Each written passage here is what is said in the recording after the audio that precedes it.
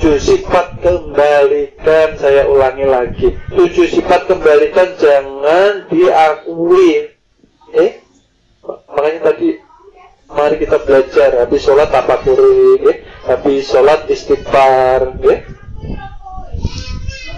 dari mata, telinga, hidung, mulut kita minta ampun sama Allah. Apa ini? Banyak dosa tapi jarang minta ampun, banyak dosa jarang istighfar.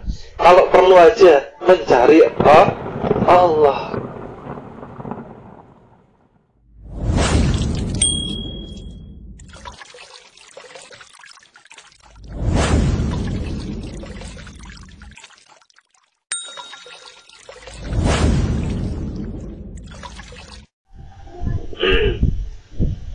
Maka hati-hati hidup ini. Sholat berniat usolli fardo. Usolli mengusulkan diri, menyatakan bahwa zahir batin Allah yang mengirim, yang membentuk. Zahir batin milik Allah. Fardo menyatakan, menyaksikan bahwa ini benar-benar kebesaran Allah Subhanahu wa Ta'ala. Jadi mari kita belajar lagi sholat yang benar, ibadah yang benar, dengan etikat yang benar, yang berdiri ialah zat dan sifatnya bersama dengan kekasihnya, junjungan kita Nur Nabi Muhammad Sallallahu Alaihi Wasallam. Lalu kita hanya menyaksikannya. Kalau sudah menyaksikan, berdiam aja kita ini, jangan bangga.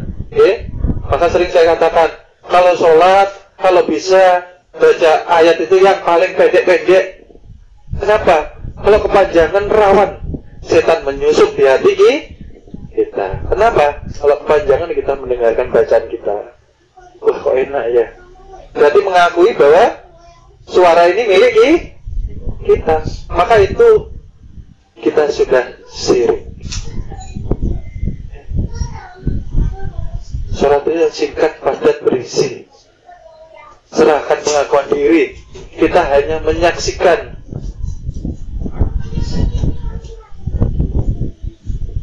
Maka hati-hati belajar,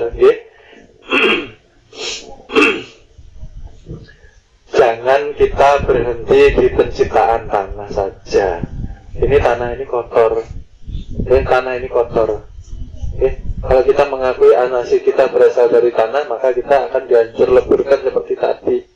Kalau kita kembali kepada Cahaya, selamatlah kita dunia akhirat. Berarti intinya apa? Kalau ibu adik-adik, pelajaran di sini, ketika kita mengikuti Allah, ketika kita mengikuti Rasulullah, selamatlah hidup kita dunia sampai akhirat. Tidak percaya, itu berarti keimanan kita harus diperbaiki lagi. Sadar enggak, Allah itu selalu mengawasi kita. Maka sering dikatakan, kalau di syariat wajib berdoa, tapi kalau di perguruan kita ilmu rasa memahami bahwa Allah dekat tiada berantara, jauh tidak berjarak, pantaskah kita berdoa? Itu adab salah satunya. Jangan dicampur makrifat keluar kepada syariat. Syariat masuk ke dalam lingkaran hakikat. Paham maksudnya, Jadi kalau mau doa silahkan. Yang penting murid sudah mengerti ilmu dalam, ilmu rahasia. Pakailah, hayati sendiri, hayati kata-kata pelajaran ini. Allah itu maha mendengar, maha melihat, meliputi, mengawasi. Kenapa kita minta-minta? Berarti kita tidak percaya. Allah bukan pelupa, Allah bukan manusia, tidak perlu diingat-ingatkan. Allah yang sangat tahu kebutuhan makhluknya. Tapi adab ini perbaiki. Kalau mau ditolong oleh Allah, maka sholat dan sabarlah. Sholat yang benar dan sabar yang benar. Jangan sabar atas dasar menahan emosi, salah kaprah. Sabar ialah mengikhlaskan semua yang terjadi merupakan kehendak Allah Subhanahu wa Ta'ala. Paham ya? Jadi pakaian rahasia yang ada di dalam pakailah sendiri, jangan dicampur dengan syariat kita. Guru, kalau saya sholat di masjid saya boleh berdoa. Oh, itu wajib. Kalau ke masjid kan masuknya ke syariat. Ya, paham ya? Jangan mencampur adukan pelajaran hakikat dengan syariat.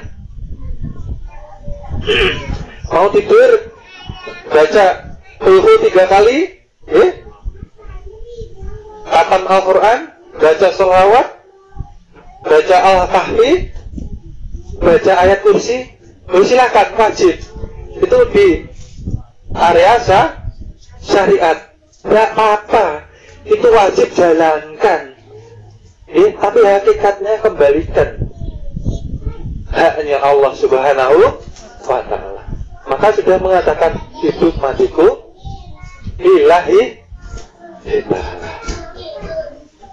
Nah, ikuti keluar masuknya, rasakan. Ketika lepas kan sudah nggak sadar kita. Ketika sudah tidak sadar, itulah kita kematian yang dikatakan sementara. Kita berangkat kepada kematian sementara ini, bagaimana kelakuan kita? Membawa pikiran dunia atau berserah diri kepada Allah Subhanahu wa ta'ala?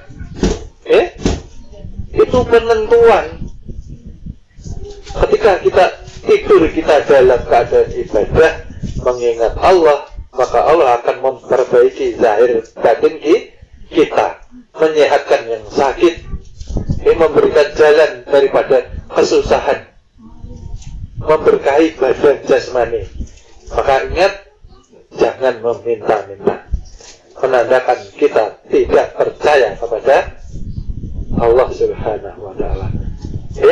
Di hakikat ya, hal berikutnya ya, kalau di syariat wajib, silakan, itu disuruh, ada di firman-Nya Allah Subhanahu wa ta'ala. Karena bagi mereka yang belum mengenal akan ilmu kenal diri. Jadi kembali lagi bahwa murid ini bagaimana menerapkan ilmu di perguruannya. Kalau sudah tahu akan jati diri, berarti kita dekat dengan yang laisa, kita dekat dengan Allah Subhanahu wa ta'ala. Maka berhati-hatilah, semua akan dinilai gerak-gerik kita, keikhlasan kita dalam beribadah, perbuatan kita dalam keseharian, ucapan kita, itulah adab kita di hadapan Allah Subhanahu wa ta'ala. Makanya saya katakan, kalau sudah menjadi murid, serahkan jiwa raga kita kepada Zat yang menguasai hidup kita. Sudah dikatakan, tanpa Allah kita tiada. La haula wala quwwata. Nyatanya tanpa nafas kita lepas. Tanpa nafas tidak terikat badan jasmani dan badan rohani. Itulah menjadikan tanda kebesaran Zat yang ada di dalam diri kita. Maka banyaklah bertafakur tentang kebesaran Allah yang ada di dalam diri kita ini, gitu loh. Itulah kita penting untuk belajar ilmu tauhid. Tauhid untuk mengenal diri agar kita tahu kebesaran Allah yang dititipkan di dalam diri manusia. Itulah yang menjadi rahasia Allah di dalam anak cucu Adam. 7 sifat kembalikan, saya ulangi lagi, 7 sifat kembalikan, jangan diakui. Makanya tadi mari kita belajar, habis sholat tafakuri, habis sholat istighfar, dari mata, telinga, hidung, mulut kita minta ampun sama Allah. Apa ini? Banyak dosa tapi jarang minta ampun, banyak dosa jarang istighfar. Kalau perlu aja mencari Allah. Dan itulah adab kita yang paling penting. Maka sudah dikatakan sabar dan sholat itulah kunci pertolongan daripada Allah Subhanahu wa ta'ala. Sholat yang benar, jangan merasa bisa ibadah, kita hanya menyaksikan. Makanya rukun iman ialah percaya kepada Allah. Bagaimana mempercayainya kalau belum tahu sifat zahir yang sudah ditajalikan, diwujudkan kepada manusia? Bagaimana kita bersahadat? Rukun iman maka disambung dengan rukun Islam. Percaya kepada Allah harus bersahadat. Berarti percaya kepada Allah harus mengerti kedudukan rahasia yang ada di dalam diri kita. Itu maksudnya. Kapas jangan dicari karena sudah terlihat baju. Asal usul jangan dicari karena sudah laisa, tapi nyata. Maka di sifat 20 yang pertama, wujud itu ada, wujud kebesaran dari sifatnya. Bapak Ibu ini kesana kemari, ke pasar, ke rumah, ke kantor, memakai haknya siapa? Memakai haknya Allah. Kodrat irodat bisa berjalan karena nyatanya dengan adanya napas karena ada dengan daya hidup karena ada nur pancaran daripada nur Nabi kita, Nabi Muhammad Sallallahu Alaihi Wasallam. Itu loh. Kok kita merasa bekerja semaunya, ke pasar semaunya, pulang ke rumah semaunya, Maka setelah menunaikan sholat 5 waktu yang wajib hukumnya, maka ingatlah kepadaku ketika engkau duduk, berdiri, dan berjalan. Itulah yang dikatakan sholatul daim, sholat yang secara berketerusan mengingat kebesaran Allah yang nyata di dalam napas kita. Ini napas nggak pernah disyukuri. Keluar masuk ini nggak diisi dengan ibadah. Maka yang keluar masuk ini akan dipertanggungjawabkan. Sering saya katakan. Jadi sekian menit sekian, jam sekian, hari ini, bulan ini, tahun ini, napas ini engkau gunakan untuk apa? Syukur atau kufur? Kalau banyak kufurnya kayak apa?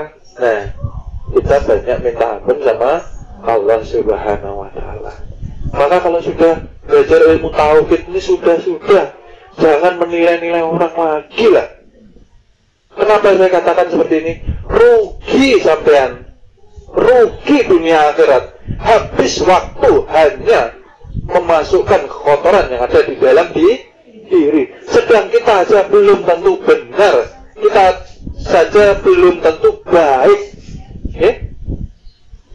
Makanya koreksi diri. Setiap hari salahnya di mana, kurangnya di mana, perbaiki. Banyak ingat, banyak bersyukur. Keluar masuk napas, isi dengan ibadah, maka hidup akan tenang, sholat akan nyaman, maka akan timbullah rasa, timbullah yang namanya keadaan sabar yang sebenar. Tenang aja, hidup loh, dijamin sama Allah. Kok kalang kabut loh? Diuji sedikit kemiskinan, sedikit rasa sakit, sedikit ujian, kalang kabut. Padahal Allah ini ada di dalam. Allah tadi apa saya katakan? Nama ismu zat. Allah bukan Tuhan. Ingat dia, hati-hati. Allah itu nama. Dia mempunyai nama. Itulah yang sifatnya laisa kamisri sayun. Tidak berupa apapun seperti yang diciptakannya, tapi nyata ada di dalam diri kita. Nyatanya sifatnya ini loh Bu, Bapak, adik-adik, yang harus kita syukuri, ya Allah. Kalau kita banyak bersyukur, banyak kita ingat, banyak kita ibadah, banyak kita minta ampun sama Allah, kehidupan kita akan diberkahi. Itu loh. Makanya kenapa timbul banyak masalah? banyak musibah. Karena kita tidak sadar-sadar diri. Kita mengakui keberadaan diri kita. Kita masih mengandalkan kekuatan aku. Aku bisa